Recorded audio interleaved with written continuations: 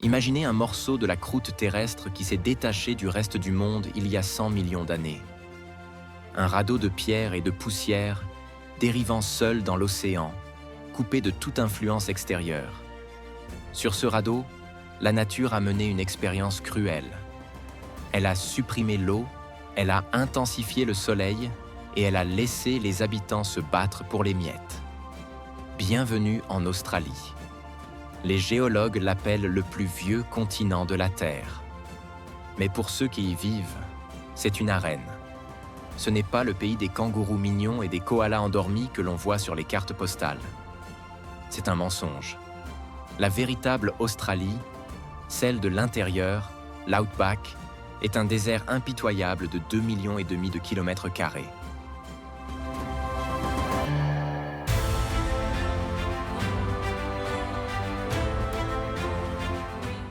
Ici, le sol est rouge parce qu'il est littéralement rouillé. C'est un cimetière d'oxyde de fer.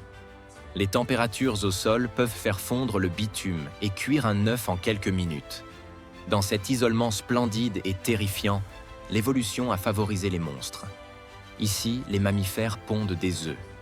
Ici, les serpents sont 11 fois plus venimeux que les cobras d'Asie. Ici, les oiseaux ne chantent pas, ils attaquent. C'est une terre où chaque buisson, chaque rivière et chaque tas de pierres peut cacher une mort rapide. C'est le seul endroit sur la planète où l'homme n'est plus au sommet de la chaîne alimentaire. Il est juste une autre source de protéines.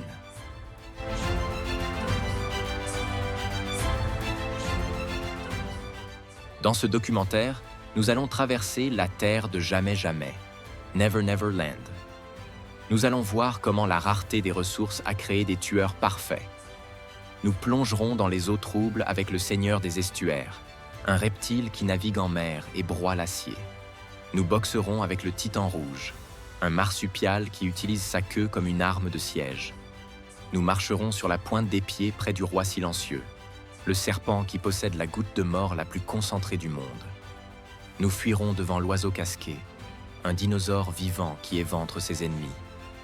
Et nous étudierons le survivant épineux, le lézard qui boit l'air lui-même. Oubliez la civilisation. Vous entrez dans le laboratoire le plus brutal de la nature. Bienvenue sur le continent rouge.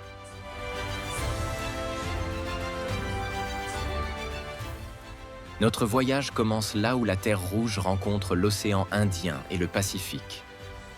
Dans les mangroves labyrinthiques du Nord, règne une créature qui a survécu à l'astéroïde qui a tué les dinosaures. Il les a vus brûler et il a continué à nager.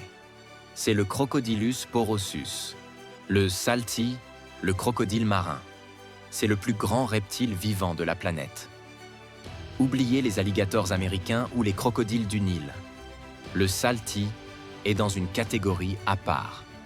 Les mâles dominants peuvent atteindre 7 mètres de long et peser plus d'une tonne 200. C'est la taille d'un petit bus. Mais ce qui le rend unique, c'est son nom. Marin. Contrairement à ses cousins, il possède des glandes linguales, situées sur sa langue, qui filtrent et expulsent l'excès de sel de son corps.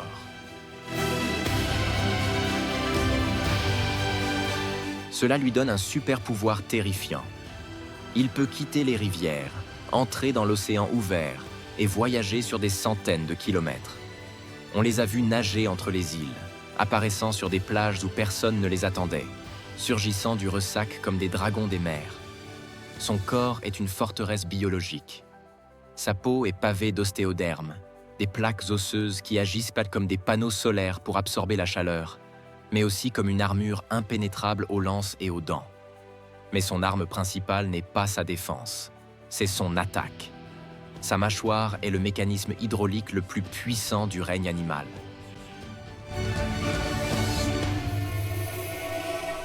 Lorsqu'il referme sa gueule, le son est semblable à un coup de feu claquant dans l'eau. La pression exercée est telle qu'elle peut broyer le crâne d'un buffle adulte comme s'il s'agissait d'un grain de raisin. Une fois la proie saisie, il n'y a pas d'échappatoire.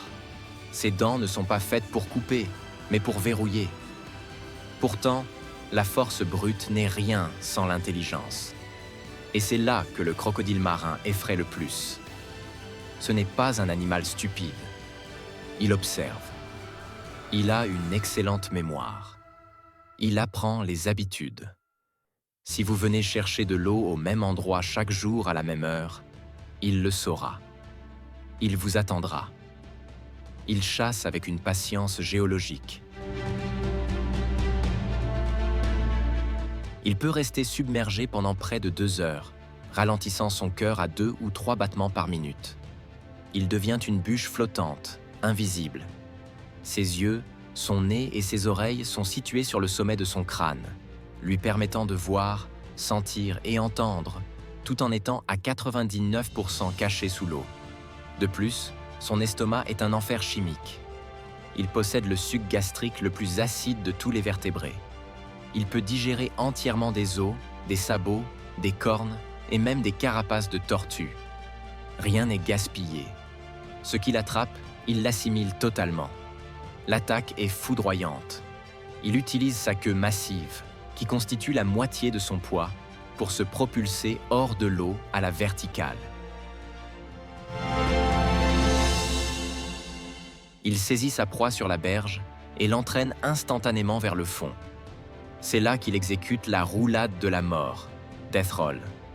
Il tourne sur lui-même avec une violence inouïe pour désorienter la victime et arracher des membres entiers par la force centrifuge. Dans les eaux troubles du Nord, la règle d'or est simple. Ne vous baignez jamais. Ne vous approchez pas du bord. Car le crocodile marin ne chasse pas par faim, il chasse par opportunisme. Il est le gardien des portes de l'Australie, un monstre intelligent qui nous rappelle que nous sommes faits de chair et d'os, et qu'il est fait pour les briser.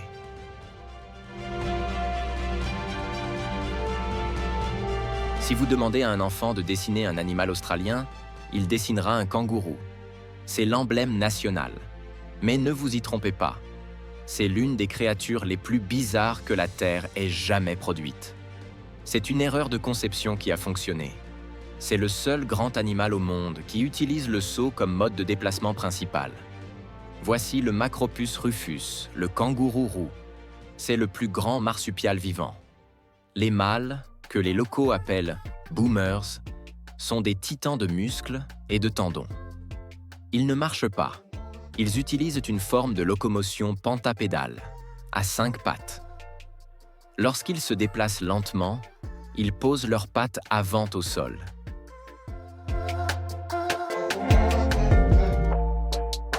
Puis utilisent leur queue massive et musclée comme une béquille pour soulever tout leur corps et avancer leurs pattes arrière. Cette queue n'est pas un simple appendice. C'est un membre à part entière, assez puissant pour soutenir 90 kg de chair et d'os. Mais c'est lorsqu'il accélère que la magie opère. Le kangourou roux est une merveille d'efficacité énergétique. Ses jambes fonctionnent comme des ressorts industriels. Ses tendons d'Achille sont immenses et stockent pour l'énergie élastique à chaque atterrissage pour la restituer au bond suivant. C'est le principe du pogo stick. Plus il va vite, moins il dépense d'énergie. À 60 km/h, il est plus efficace qu'un cheval de course ou qu'un lévrier.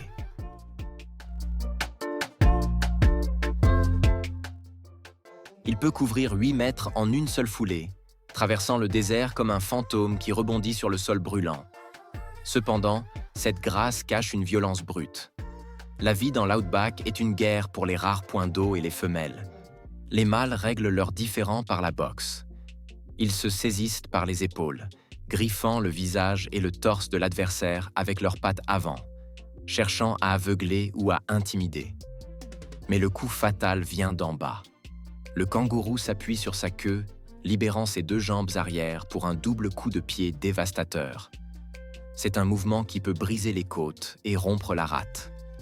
Le danger réel réside dans son orteil central.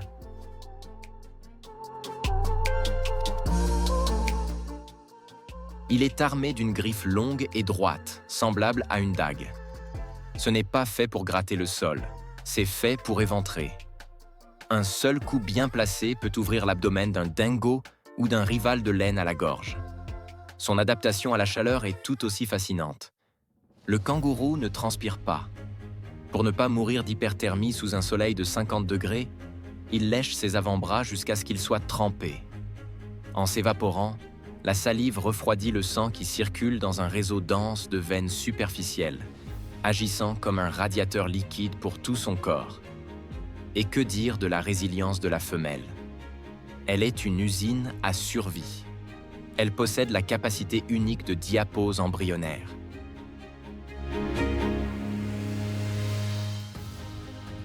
Si la sécheresse frappe et que la nourriture disparaît, elle peut mettre sa grossesse en pause.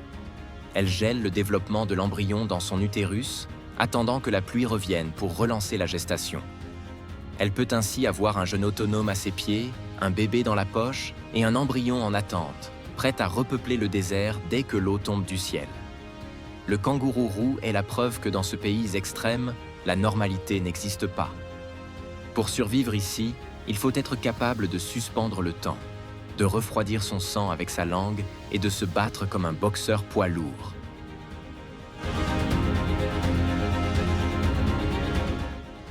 Dans les coins les plus reculés et les plus inhospitaliers du continent, là où les frontières des États se dissolvent dans le sable, vit une créature qui détient un record mondial terrifiant. Ce n'est pas le plus grand, ni le plus agressif des serpents, mais c'est, sans conteste, le plus toxique. Voici le taipan du désert, Oxyuranus microlepidotus. Son venin est une énigme scientifique. Il est, goutte pour goutte, le plus puissant de tous les serpents terrestres. Pour comprendre sa létalité, il faut parler de chiffres. Une seule morsure moyenne délivre assez de venin pour tuer 100 hommes adultes, ou 250 000 souris. C'est une toxicité 50 fois supérieure à celle du cobra royal et 10 fois supérieure à celle du serpent à sonnette du Morave.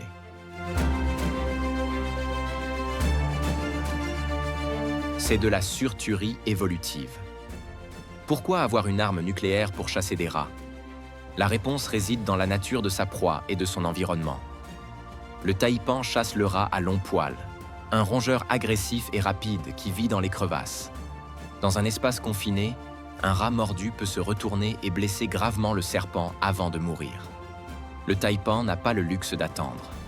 Son venin doit agir instantanément. C'est un cocktail chimique sophistiqué. Il contient des neurotoxines présynaptiques qui bloquent les signaux nerveux, paralysant les poumons de la victime en quelques secondes. Mais il contient aussi un enzyme terrifiant, la hyaluronidase.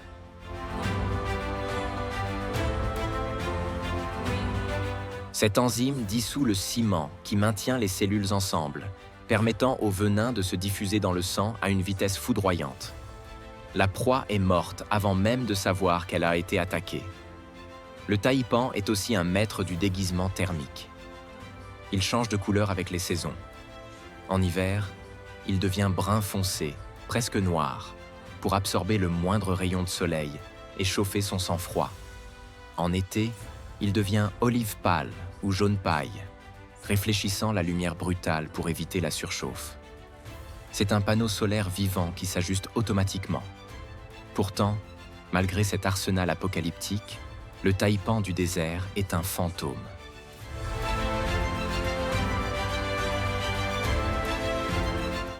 C'est un paradoxe vivant. Le tueur le plus efficace est aussi le plus timide. Il vit caché au fond des fissures d'argile, fuyant la moindre vibration du sol. Contrairement au serpent brun de l'Est qui envahit les banlieues de Sydney, le taipan reste dans le vide. Il n'existe, à ce jour, aucun décès humain confirmé causé par ce serpent à l'état sauvage. Non pas parce qu'il n'est pas dangereux, mais parce que personne ne le trouve.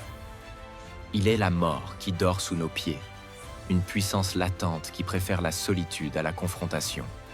Il nous rappelle que la véritable puissance n'a pas besoin d'être bruyante. Dans le silence du désert, le taipan règne par la simple certitude que s'il vous touche, c'est fini.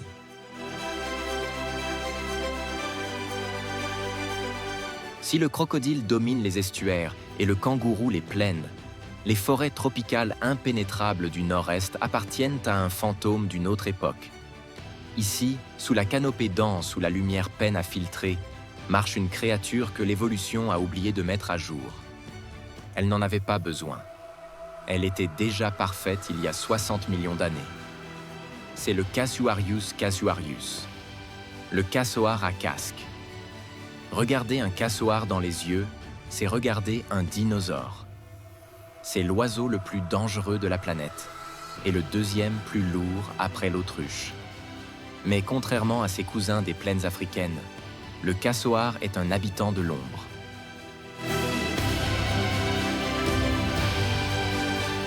Son plumage est noir, dur et grossier, ressemblant davantage à une fourrure de poils épais qu'à des plumes d'oiseaux. Cette armure naturelle est conçue pour le protéger lorsqu'il fonce tête baissée à travers les buissons épineux de la jungle, agissant comme un bouclier contre les lianes urticantes Wait a While, qui déchirent donc la peau humaine. Son apparence est celle d'une créature de science-fiction. Son cou est d'un bleu électrique vibrant, virant au violet, avec 2 caroncules rouges pendantes qui changent de couleur selon son humeur. Mais l'élément le plus étrange est son casque. C'est une crête osseuse recouverte de kératine, la même matière que nos ongles, qui trône sur son crâne. Pendant des décennies, les scientifiques se sont interrogés sur sa fonction. Est-ce un bélier pour écarter la végétation? Une protection contre les chutes de fruits? La réponse est acoustique. Le cassoar vit dans une forêt si dense que la vue est inutile pour communiquer à longue distance. Il utilise le son. Il produit le cri le plus grave de tous les oiseaux connus. Un boom infrasonique, à la limite de l'audition humaine. Ce son a une fréquence si basse qu'il traverse les troncs d'arbres et la végétation sans être absorbé. Le casque agit comme une chambre de résonance, amplifiant ses vibrations ou les captant comme une antenne parabolique. Lorsque le cassoar chante, vous ne l'entendez pas seulement. Vous le ressentez dans votre poitrine. La terre elle-même semble trembler. Mais si sa tête est un chef-d'œuvre de communication, ses pieds sont des instruments de guerre. Ses pattes sont des piliers massifs, couverts d'écailles reptiliennes, capables de le propulser à 50 km/h à travers les sous-bois et de le faire sauter à 2 mètres de haut. Chaque pied possède 3 orteils. L'orteil intérieur porte une griffe en forme de poignard, droite et acérée, mesurant 12 cm de long. Ce n'est pas une griffe pour gratter le sol ou se percher. C'est une baïonnette. Lorsqu'il se sent menacé, le cassoar n'utilise pas son bec. Il saute et donne un coup de pied vers l'avant et vers le bas. C'est un mouvement de karaté préhistorique. La force de l'impact est suffisante pour briser des os, mais c'est la griffe qui tue. Elle peut ouvrir un abdomen, trancher une artère fémorale ou décapiter un chien d'un seul coup. C'est une défense absolue. Il est territorial, imprévisible et ne recule devant rien.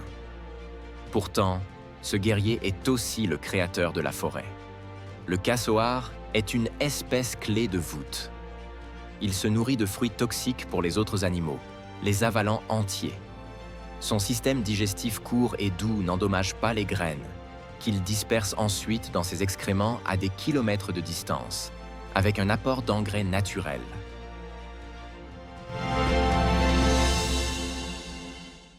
Plus de 100 espèces de plantes dépendent exclusivement de lui pour germer. Sans le cassoar, la forêt tropicale s'effondrerait. Il est le paradoxe ultime de l'Australie. Un jardinier vital qui protège son jardin avec une lame de poignard. Il est la preuve vivante que la beauté et la terreur peuvent coexister dans le même corps.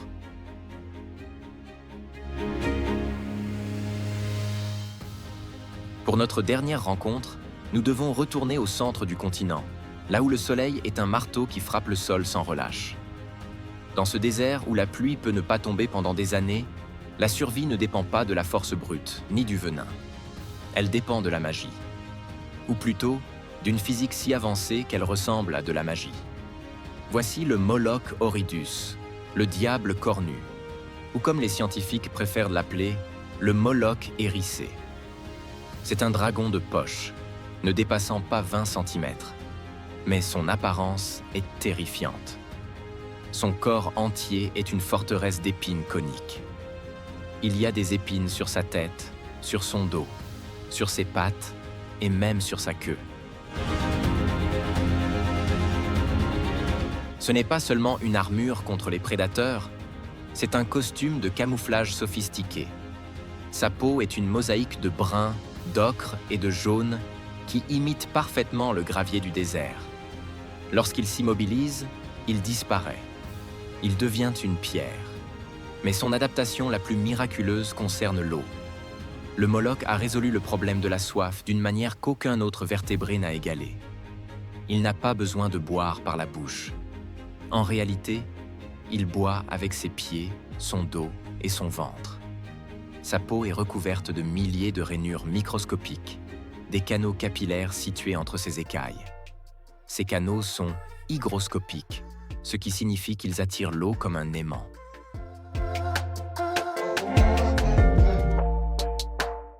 C'est le principe de la capillarité. Si le Moloch pose une patte dans une flaque d'eau, ou s'il se tient simplement sur du sable humide au petit matin, l'eau est aspirée par sa peau. Elle remonte le long de ses jambes, traverse ses flancs, grimpe sur son dos et défie la gravité pour couler directement jusqu'au coin de ses lèvres.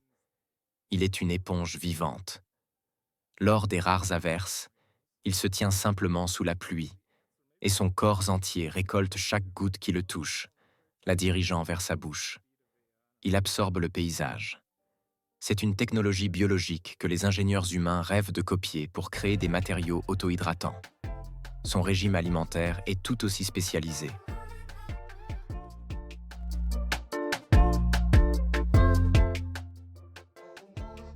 Le Moloch est un myrmécophage obligatoire. Il ne mange qu'une seule chose, des fourmis. Et pas n'importe lesquelles, de petites fourmis noires.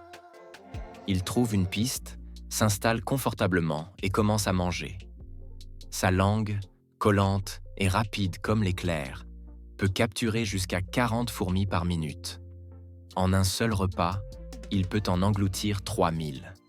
C'est un travail de précision industrielle. Pour se protéger pendant ces longs festins à découvert, il a développé un leurre ingénieux. Sur sa nuque, il possède une fausse tête. C'est une boule de graisse épineuse.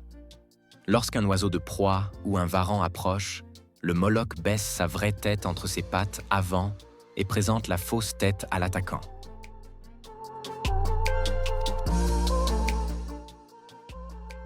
Le prédateur mord la boule d'épine, se blesse la bouche et le Moloch, indemne, continue sa route.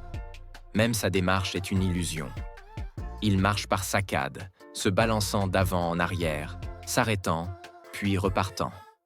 Ce mouvement imite une feuille sèche ou un débris soufflé par le vent, trompant l'œil des prédateurs qui sont programmés pour détecter le mouvement fluide des animaux vivants. Le Moloch hérissé n'est pas le roi de la jungle. Il n'est pas le plus grand tueur, mais il est le maître absolu de l'adaptation. Il a transformé sa peau en paille et son corps en forteresse. Dans le continent rouge, où le soleil essaie de tout tuer, le Moloch se contente de boire la rosée par ses pieds et d'attendre. Il est le petit sorcier des sables, le survivant ultime.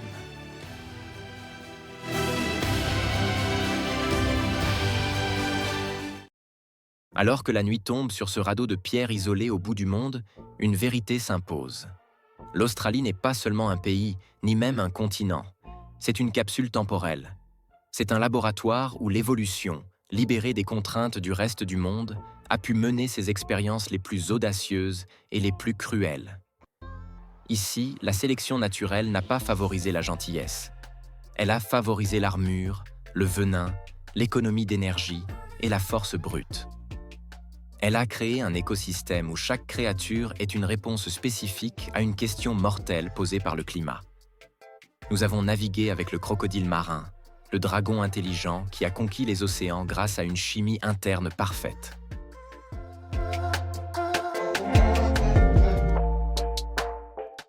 Nous avons bondi avec le kangourou roux, l'anomalie biologique qui a transformé ses jambes en ressorts pour défier les distances.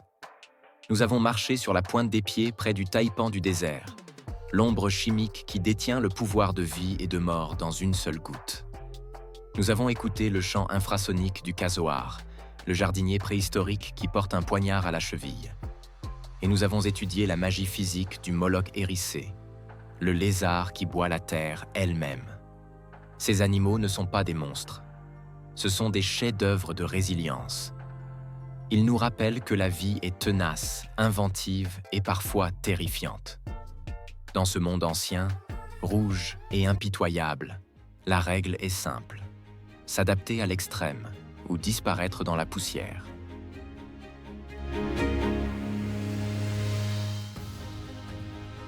Si cette expédition au cœur de la terre brûlée vous a fasciné, si vous avez ressenti la chaleur du désert et le frisson de la découverte, rejoignez notre tribu. Cliquez sur le bouton « J'aime » pour soutenir l'exploration du sauvage. Abonnez-vous et activez la cloche pour être alerté lors de notre prochaine aventure. Et dites-nous dans les commentaires, face à l'hostilité de l'outback australien, quelle adaptation choisiriez-vous? L'armure du crocodile, la vitesse du kangourou ou le venin du taipan?